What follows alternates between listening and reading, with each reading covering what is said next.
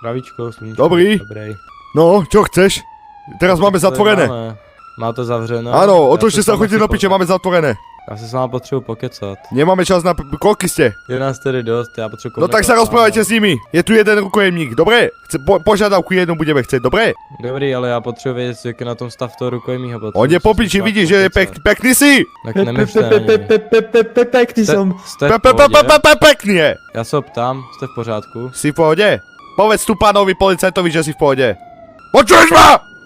Som pohode, som. Vyjednávač na velitelou 1068. Nevyjednávaj, ty čo vyjednávaš? Ja vyjednávam. Poď sem, ty, daj trlik, poď sem. Voľný prejazd sem na túto stranu, jak ide, vidíš? Takže tam, jo. Už môžem ísť, bo mi treba srať do piči. Počkejte. Môžeme už.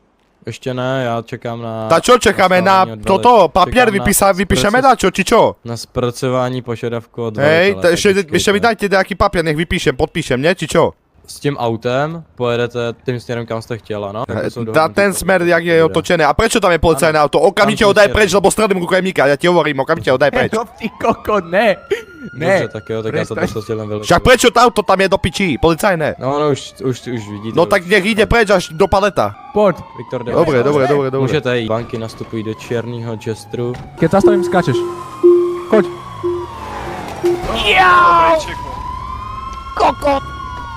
Určitě nejdete na ten bod.